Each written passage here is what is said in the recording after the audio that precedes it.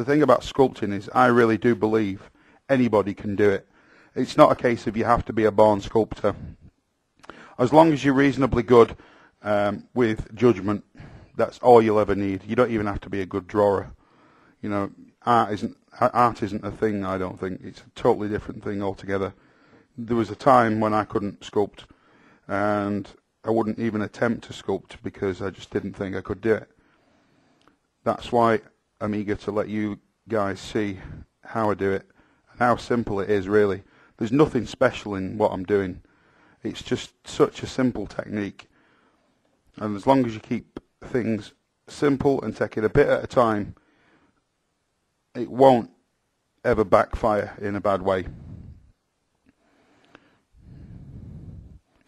This is where the forearm elbow joint's going to go. So that's the only reason they're there.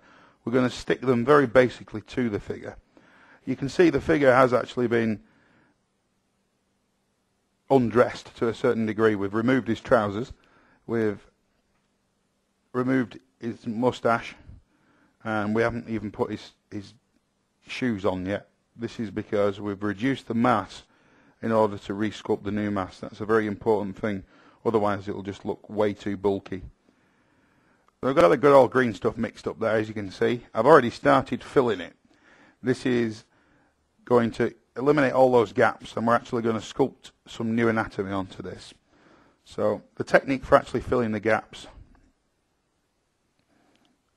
is just squash in a sausage of green stuff.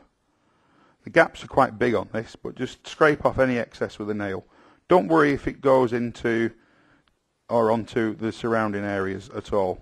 It won't affect it. These are the clay shapers, if you remember. We're just going to use this flat one to tease it into the joint all the way up and again under there.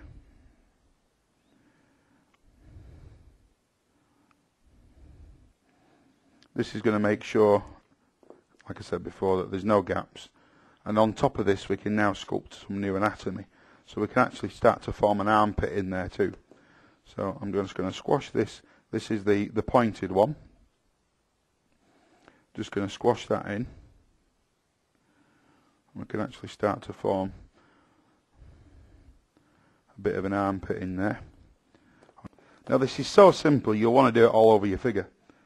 Because I know I did when I first discovered how to do it.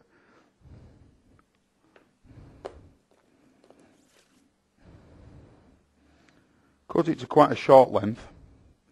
Pick it up with the pointed tool. Lay it onto the belly. Pinch it at the central point. Bring one side up and bring the other side up.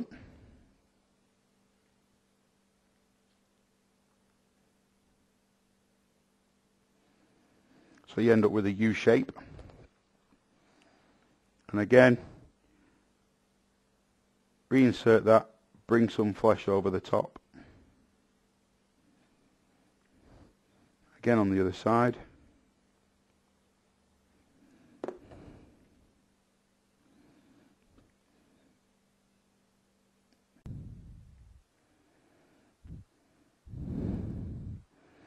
Once all those areas are filled in, I'm now going to start smoothing it. Now I'm just going to wet the tool. I should mention that for lubricating the tool I always just use spit.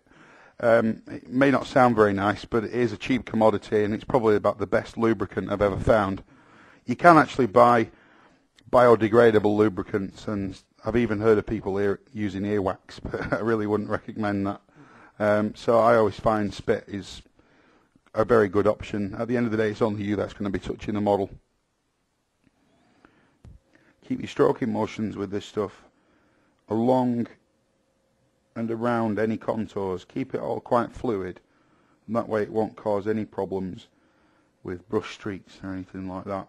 And once you give it a good spray with the matte black and white combination, they won't ever be seen. Finally, I'm just going to make some more of them veins for up the forearm. Just going to roll out some more green stuff. roughly about the same size for the main vein this time.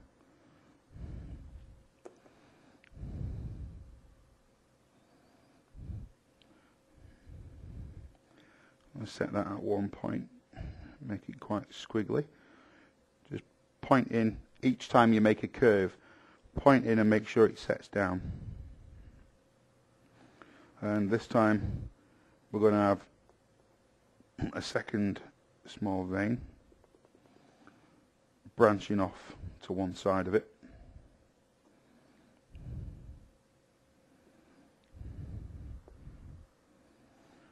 And again,